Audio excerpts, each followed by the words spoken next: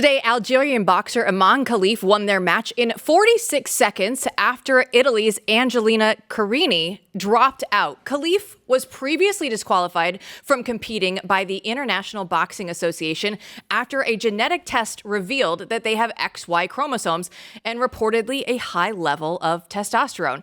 After speaking about her decision to drop out, Carini explained that I got into the ring to fight. I didn't give up, but one punch hurt too much. So I said enough. So here to discuss this is Allie Beth Stucky, host of Relatable on BlazeTV. So Allie, thanks for joining us today. Do you think that this is going to be the moment that people wake up to the problem of men competing against women?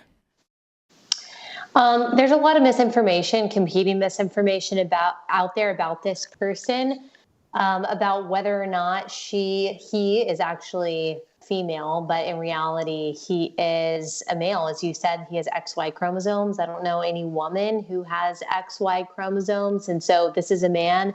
From what I understand, he was born with testes and he has some kind of DSD, which is differently sexed disorder that only affects males. And so a lot of people out there are defending him, saying that he is a woman when in fact he is not. He might have some disorder, but he has more testosterone because he was born with testicles, and that should disqualify you. If he wanted to go do some other event, if he wanted to go do handball or archery or ping pong, I would have less of a problem with it. But you're not going to convince me that this person has pure intentions when he decided that the event that he would compete in is hand-to-hand combat with women who he knows are a lot smaller and weaker than him.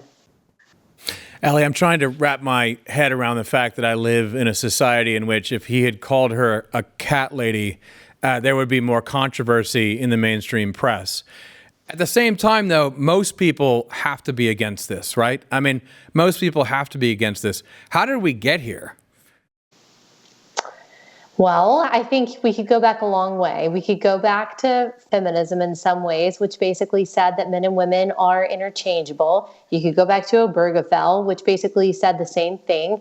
Trans women are women is the same math as love, because you are saying that men and women are really no different, that they're just interchangeable, that they're basically the same. Feminist ideology said the same thing. Gosh, you could go all the way back to the Garden of Eden when Satan really attacked human nature and made us confused about gender roles from the very beginning.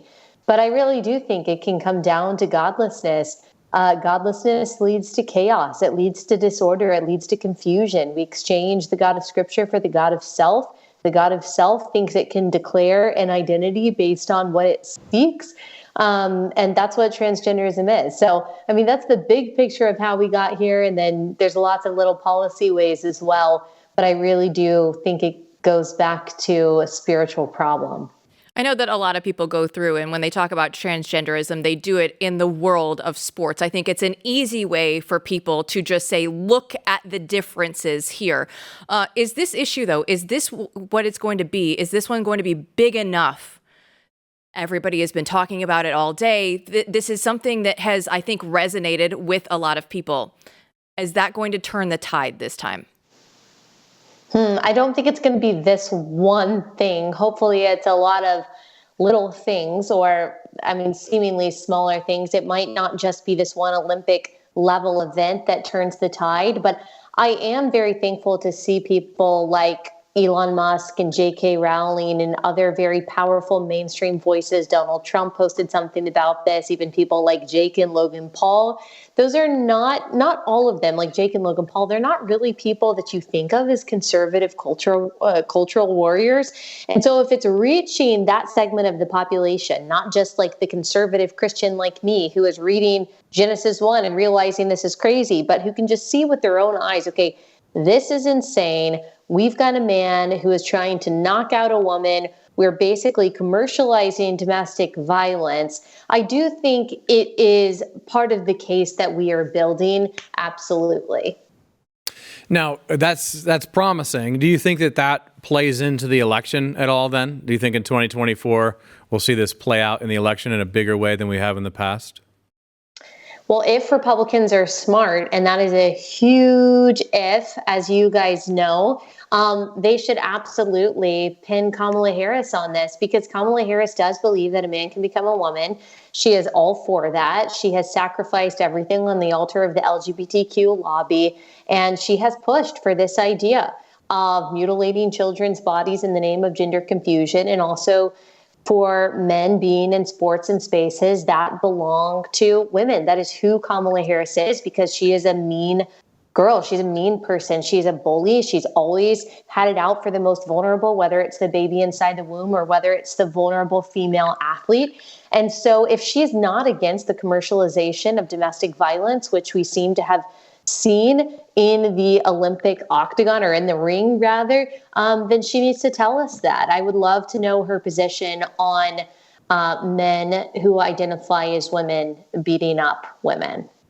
You went through and named a lot of the influencers and Elon Musk and Donald Trump and the like, but every time that we get an issue like this, the governing bodies that be never go along with it, right? The IOC put out a statement today on X saying that they are saddened by the abuse that two athletes are facing, because there are currently two male boxers right now in the Olympic Games that are competing against the females.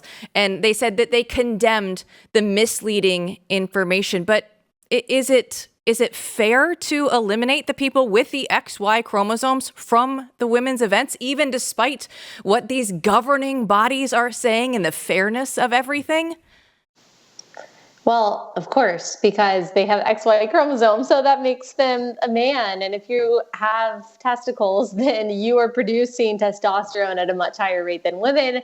And that affects every single part of your body. That affects your brain, that affects your lungs, that affects your heart, your muscle mass, your bones, the size of your hands and feet, all of those things. He has such a distinct physical advantage. I mean, there's obviously a reason why you don't see this ever going the other direction.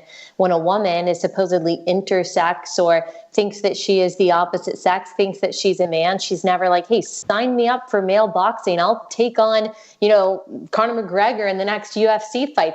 You just don't see it. There's a reason why you only see this going one direction, and it's because women are a lot easier to beat up. So what do you think the next step is for the right in countering this? I mean, we can't just say, oh, look at the video, this is terrible. What do you think the next rhetorical part of the fight is?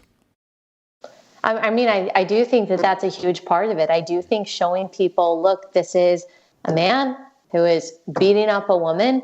And I think that if journalists were worth their salt, which most of them are not, they would press Kamala Harris on this. They would press her and say, are you for this? Even if it's not just talking about this Olympic scenario, any scenario, like, are you for men competing in women's sports, and why? What about this scenario? What about that scenario? What about contact sports? And go on and on. Give her specific scenarios where women have lost out on scholarships, where they have been injured in different athletic events because of the men who have been competing with them, the women who are subjected to basically exhibitionism in locker rooms because of these men, fully intact men who say that they're women. Make her answer for every single one of those specific scenarios and see if she supports them. Unfortunately, I'm not sure that she'll ever be in a situation where she is asked tough questions like that.